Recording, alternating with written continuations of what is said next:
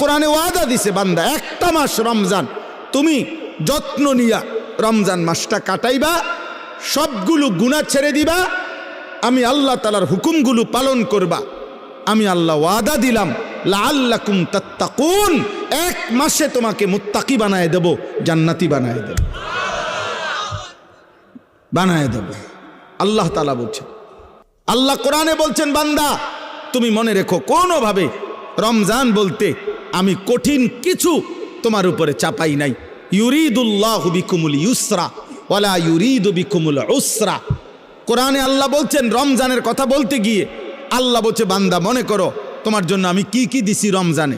স্বাভাবিক সারা বছরের নেক আমল তো আছেই, বাকি নতুন করে কি দিলাম, এক নম্বরে ধরে নেন নতুন করে আল্লাহ তাআলা রমজানে আমাদেরকে কি দিলেন, এক মাসের রোজা, রোজা রাখতে হবে। 2, প্রতিদিন তারাবি পড়তে হবে। 3, ইফতার করতে হবে। 4, রাত্রিবেলা সাহারি খাইতে হবে। 5, শেষ দশকে এতেকাফ করতে হবে। 6, শেষ দশকের বেজর রাত্রিগুলোতে সবে কদর তালাশ করতে হবে। আর কি, আর পুরাটা মাস গুনাহ থেকে বাঁচতে হবে। আল্লাহ তাআলার নেক আমল 5 ওয়াক্ত নামাজ, জিকির, তেলাওয়াত, দোয়া, কান্নাকাটি এর মধ্যে লিপ্ত থাকতে হবে। এই তো কথা। আল্লাহ তাআলা বলেন, বান্দা বিশ্বাস করো, এই যে যা যা দিছি আমি, ইফতার, সাহারি, এতেকাফ, তারাবি, রোজা, নামাজ, আল্লাহ বলে বান্দা বিশ্বাস করো, আমি এই বিধানগুলো সাজাইতে গিয়া দিতে গিয়ে আমি আল্লাহ নিজে তোমার সহজ যেন হয়, কষ্ট যেন না হয়, আমি আল্লাহ কসম নিজে খেয়াল করেছি। ইউরিদুল্লাহু বিকুমুল ইউসরা, আমি আল্লাহ চেয়েছি তোমার যেন সহজ হয়। ওয়ালা ইউরিদু বিকুমুল উসরা, আমি আল্লাহ তাআলা তোমার জন্য কঠিন হোক এটা চাই নাই। প্রথম যেভাবে বিধান শুরু করছি নবীজির জামানায়, প্রথম রোজার শুরু, রমজানের শুরু, ওইখান থেকেও আমি বান্দা সহজ করতে করতে করতে বর্তমানের অবস্থায় আনছি। শুধু কমাইছি, বাড়াইছি না, শুধু কমাই আনছি। সংক্ষেপে বলি, প্রথম রাসূলুল্লাহ সাল্লাল্লাহু আলাইহি সাল্লামের জামানায় রোজা এর বিধান ছিল কি? এর বিধান ছিল, মৌলিক নিয়ম ছিল যে নবীজির জামানায় প্রথম রমজানের রোজা রাখার নিয়ম ছিল সুবহে সাদিক থেকে, মানে সকালবেলা যেই ভোরের টাইম, সুবহে সাদিক থেকে রোজার টাইম শুরু হইতো। সন্ধ্যা হইলে, সূর্য ডুবলে, মানে আমরা যখন ইফতার করি তখন ইফতার খাওয়ার অনুমতি ছিল।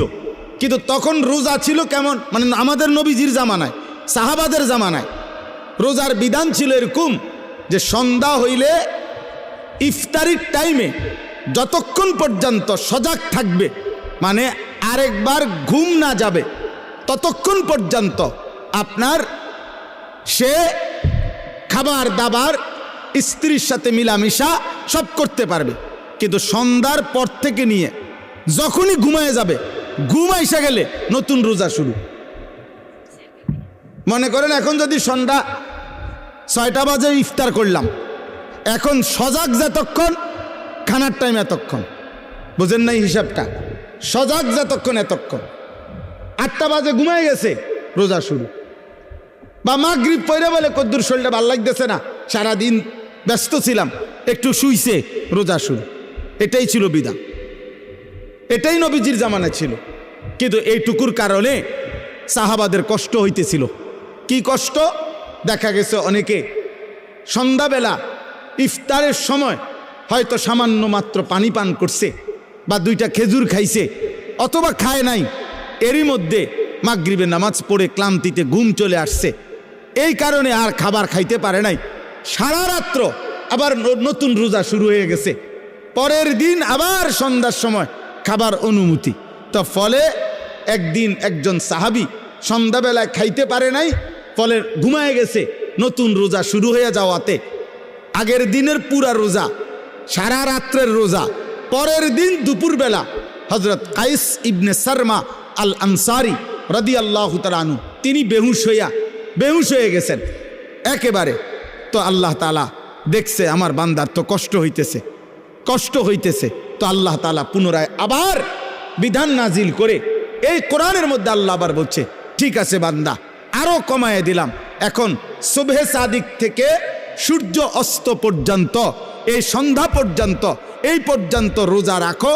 সন্ধ্যার পর থেকে, সূর্য ডুবার পর থেকে পরবর্তী সুবহে সাদিক পর্যন্ত সারা রাত্র এইবার ঘুমাও আর সজাগ থাকো। খাবার দাবার, স্বামী স্ত্রীর মিলামেশা, সব কিছুর অনুমতি পূর্ণ দেওয়া হইলো। ঘুমাইলেও অনুমতি আছে, না ঘুমাইলেও অনুমতি আছে। আল্লাহ তাআলা বলে তবুও আমি চাই তোমার যেন কষ্ট না হয়। ইউরিদুল্লাহু বিকুমুল ইউসরা, আমি কষ্ট দিতে চাই না। ইবান কি মায়া করে মালিক বলছে, মা জাআলা আলাইকুম ফিদ্দীন মিন হারাজ। আল্লাহ বলে বান্দা, দ্বীনের নামে, ইসলামের নামে, কোরআনের নামে, শরীয়তের নামে, বিধানের নামে আমি আল্লাহ তোমাদের উপরে একটা কষ্ট আমি দেই নাই। আমাকে মানতে গিয়ে তুমি বান্দা কষ্ট পাইবা, আমি এমন মালিক না। আমি রাউফ, আমি রাহিম, আমি রহমান। আমি সব জানি আমার বান্দার ভেতর বাহির, যোগ্যতা কদ্দুর, দুর্বলতা কদ্দুর, সক্ষমতা কতটুকু। আমি যুবকের আর বৃদ্ধের হুকুম বরাবর করি নাই। আমি আল্লাহ তাআলা এরপরে দেখেন, আল্লাহ বলছে বান্দা আচ্ছা ঠিক আছে, এরপরে আরো শোনো, দুইবার আল্লাহ বলছে, দুইবার রোজার কথা বলতে গিয়ে বলছে ফামান কানা মিনকুম মারিদান আও আলা সাফারিন ফাইদ্দাতুম মিন আইয়ামিন উখার। শোনো, তোমরা যারা প্রচন্ড অসুস্থ, যে অসুস্থতার কারণে রোগ বেড়ে যাবে, রোজা রাখলে কোনোভাবেই পারতা না, ঠিক আছে ছেড়ে দাও। যখন সুস্থ হইবা তখন এই রোজাগুলো কাজা করো।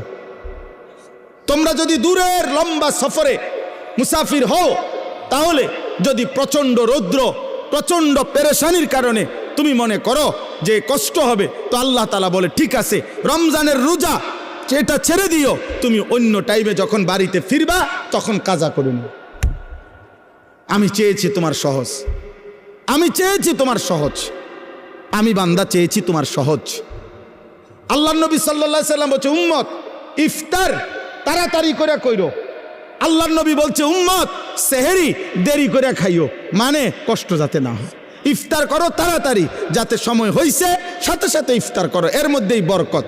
সাহারি দেরি করো, যেন লাস্ট টাইমে নিয়ে খাও, কোনো অসুবিধা নাই, যাতে করে তোমার কষ্টের মাত্রাটা কম হয়। মানে সব মিলাইয়া রব্বুল আলামিন চেয়েছেন আমার বান্দার যেন আরাম হয়, কষ্ট না হয়। ইউরিদুল্লাহু বিকুমুল ইউসরা ওয়ালা ইউরিদু বিকুমুল উসরা। একদিকে তো সহজ করার জন্য এত ব্যবস্থাপনা করেছেন, আবার আরেক দিকে নেকি। আল্লাহ তাআলা যেন বললেন রমজানের এক একটা মুহূর্ত আমি স্বর্ণের দামে না, রূপের দামে না, মণি মুক্তার দামে না, বরং আসমান জমিনটাকে যদি 112 দাম ধরো, আসমান জমিন পুরা সৃষ্টির, সেটার যেই দাম আসবে আল্লাহ বলে তার চাইতে কোটি গুণ বেশি দামে আমি রমজানের এক এক মুহূর্ত তোমাকে দিলাম। চাও সেকেন্ড কোটি কোটি গুণ দামি বানাই দিলাম।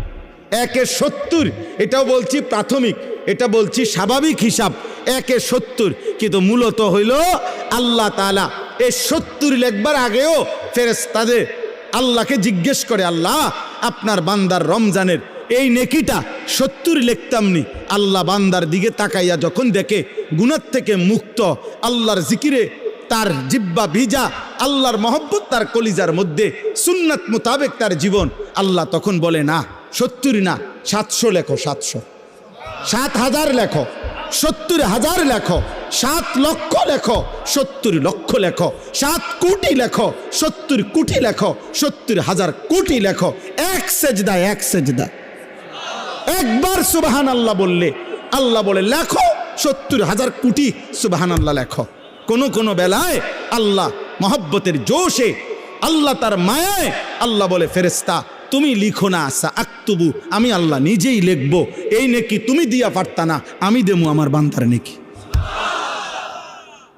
বলেন বাপ, বলেন। আহাজ মুসলমানের সন্তান, যদি তোমরা বুঝতা যে তোমাদের মালিক তোমাদের প্রতি কি পরিমাণ খেয়াল করেছে, রাসূলুল্লাহ সাল্লাল্লাহু আলাইহি সাল্লাম আমাদের প্রতি কি পরিমাণ খেয়াল করছে। আর দুর্ভাগ্য হলো আমরা যারা আমাদেরকে 24 ঘন্টা ধ্বংস করে দেওয়ার জন্য লিপ্ত, সেই ইহুদি, সেই খ্রিস্টান, সেই নাস্তিক, সেই মুরতাদ, সেই বেঈমান, তোমরা যুবক তাকাইয়েই আছো। তাদের দিকে। চুল তোমার বেঈমানের মতো যে তোমারে গুলি করতে চায়, চেহারা সুরত তোমার বেঈমানের মতো যে বেঈমান তোমাকে গলা টিপে মেরে ফেলতে চায়, মেরে ফেলতে চায়। বলেন, পৃথিবীর একটা বেঈমান, ইউরোপের একটা দেশ, কোন দেশ কিংবা দেশের কোন প্রেসিডেন্ট কিংবা কোন দেশের কোন মানবতাবাদী কোন ব্যক্তি আজ পর্যন্ত বলেছে কিনা যে মুসলমানকে আমি কলিজা দিয়া ভালোবাসি? হ্যাঁ, তাহলে যে আমারে ঘৃণা করে, যে আমারে ধ্বংস করতে চায়, যে আমারে 24 ঘন্টা আমার জাতি, আমার গোষ্ঠী, আমার সম্প্রদায়, আমার কওমকে যে ধ্বংস করে দিতে চায়, সে আমার প্রিয় হবে কেন? আল্লাহ আমাদেরকে বুঝ দান করেন। অতএব আজকে আমার এতটুকুই কথা শেষ। আমি প্রত্যেকের কাছে অনুরোধ করলাম, রমজান মোমেনের জন্য ভিন্ন কিছু, আখেরাত প্রত্যাশীর জন্য রমজান আলাদা কিছু, আলাদা কিছু। যার আখেরাত দরকার তার জন্য রমজান অনেক কিছু। যার শুধু দুনিয়া দরকার, ভাত মাছ চাল ডাল আর এই বিল্ডিং, ইট বালু সিমেন্ট আর ফুলকপি ফাতাকপি, আর জীবন যার এই খিরা টমাটো, এ কদ্দুর খাইয়া দাইয়া বনে বিড়িয়ে সিগারেটে সাদোয়ানে আর গফে আর টেলিভিশনে আর নর্তকিতে, এতটুকু নিয়ে যার জীবন, তোর জন্য রমজান কিছুই না, নাফরমান। কিন্তু ইমানদারের জন্য রমজান অনেক কিছু। যার আখেরাত দরকার তার অনেক কিছু, তার জন্য অনেক কিছু। এজন্য রাসূলুল্লাহ সাল্লাল্লাহু আলাইহি সাল্লাম 2 মাস রমজানের জন্য দোয়া করতেন। এজন্য কিতাবে আছে আউলিয়া কেরাম 1 বছরও ছিলেন, এক রমজান শেষ হইলে, ঈদের চাঁদ উঠলে, ঈদের দিন আবার পরবর্তী রমজানের জন্য দোয়া শুরু করতেন। 1 বছর টানা আরেকটা রমজানের জন্য দোয়া করতেন।